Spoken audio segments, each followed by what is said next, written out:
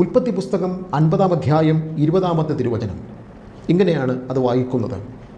നിങ്ങൾ എൻ്റെ നേരെ ദോഷം വിചാരിച്ചു, ദൈവമോ ഇന്നുള്ളതുപോലെ ബഹുജനത്തിന് ജീവരക്ഷ വരുത്തേണ്ടതിന് അതിനെ ഗുണമാക്കി തീർത്തു. ഇംഗ്ലീഷ് പരിഭാഷ കുറച്ചുകൂടെ വ്യക്തമാണ്.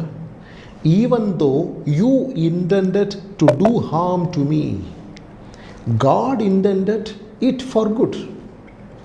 നിങ്ങൾ എനിക്കു നേരെ ദോഷം വിചാരിച്ചു, എന്നാൽ ദൈവമോ എനിക്കു വേണ്ടി അത് നന്മയാക്കി തീർത്തു. ഇവിടെ പറയുന്നത് God's intentionality is powerful and has been at work. ദൈവത്തിൻ്റെ വിചാരധാര സുശക്തമാണ്, അത് നിരന്തരം പ്രവർത്തനനിരതമാണ്. ഈ ലോകത്തിൽ ഒരുപാട് പ്രതിസന്ധികളിലൂടെ നമ്മൾ കടന്നു പോകുന്നുവെങ്കിലും ഈ ലോകത്തിൽ പലപ്പോഴും ദൈവം നിശബ്ദനാണ് എന്ന് തോന്നുന്നുവെങ്കിലും ദൈവത്തിൻ്റെ ഇൻറ്റൻഷൻസ് വ്യക്തമാണ്. ദൈവത്തിന് നമ്മളെക്കുറിച്ചുള്ള പദ്ധതികൾ വ്യക്തമാണ്. യോസെഫിൻ്റെ ജീവിത കഥ വ്യാഖ്യാനിക്കേണ്ടതില്ലല്ലോ.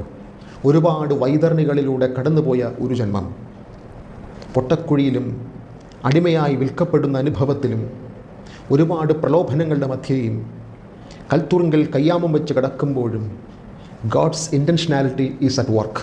ദൈവത്തിൻ്റെ വിചാരധാര പ്രവർത്തിച്ചു കൊണ്ടേയിരുന്നു. ഈ കഷ്ടതകളിലൂടെയുള്ള യാത്ര ഏതോ ആത്യന്തികമായ നന്മയിലേക്കുള്ള പ്രയാണങ്ങളായി മാറി.